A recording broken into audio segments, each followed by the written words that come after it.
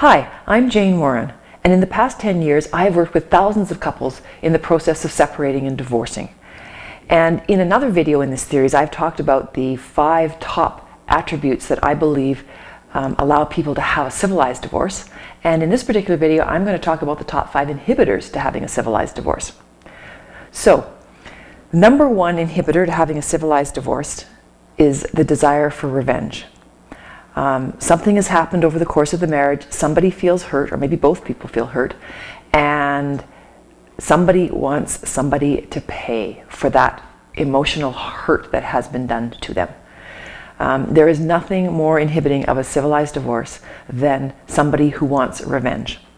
First of all, you will not get revenge through any kind of mediated process. You will almost certainly end up in a litigation process, and a litigation process is nothing but costly to your pocketbook, your emotions, your children, and your ongoing life. So the best revenge is a good life. Focus on a good life. The second one is caring only about what you want. So not being willing at all to look at what the other party needs and what they need, they require in order to move forward with their life, but being focused solely on what you need. Now at the same time, it's not about being focused on what they need over what you need, but just caring about you and to heck with them is also not a good attitude for a civilized divorce, because your needs are often going to be at odds with each other, or your desires are going to be at odds with each other, and finding solutions that are going to be okay for both of you is going to be a vital part of not inhibiting a civilized divorce. The third one is guilt leading to giving in, leading to resentment. So oftentimes, one party is going to feel guilty. The person who has made the decision that the marriage is over, or has taken some action that has precipitated the marriage being over, they feel guilty about it. They feel they don't deserve to be okay coming out of all this. They give in to whatever their spouse is demanding, and then 6 months later, when they realize that it's not quite as straightforward as them being guilty of all of it, the resentment kicks in, and then you get a backlash.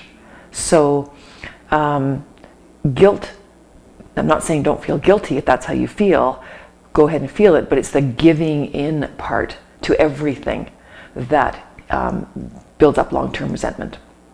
The fourth one is fear. Fear is one of the primary emotions that people are feeling during this time, and they're particularly usually afraid of money-related circumstances, things that are going to happen or not going to happen financially.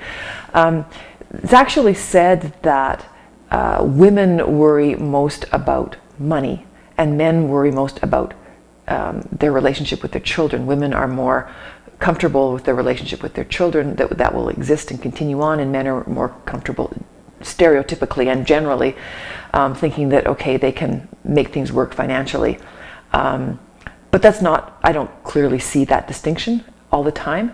So getting past or recognizing that you are afraid of what is going to happen is one step, and then not letting fear drive you so that you hold on tight to the children, or hold on tight to the money, are willing to look at, okay, what's reasonable here, what does everybody need, including the children, and working through that emotion.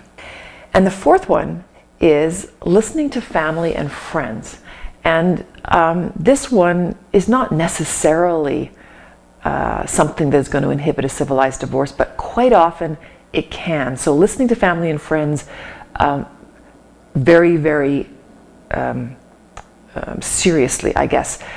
They're going to be around, they're going to be wanting to support you, they're going to be wanting to give you all kinds of advice about how somebody else did it, or what happened to somebody, or how you've got to be careful about this, or you've got to go use this great lawyer who actually was great for somebody else, but they were in a extreme litigation situation.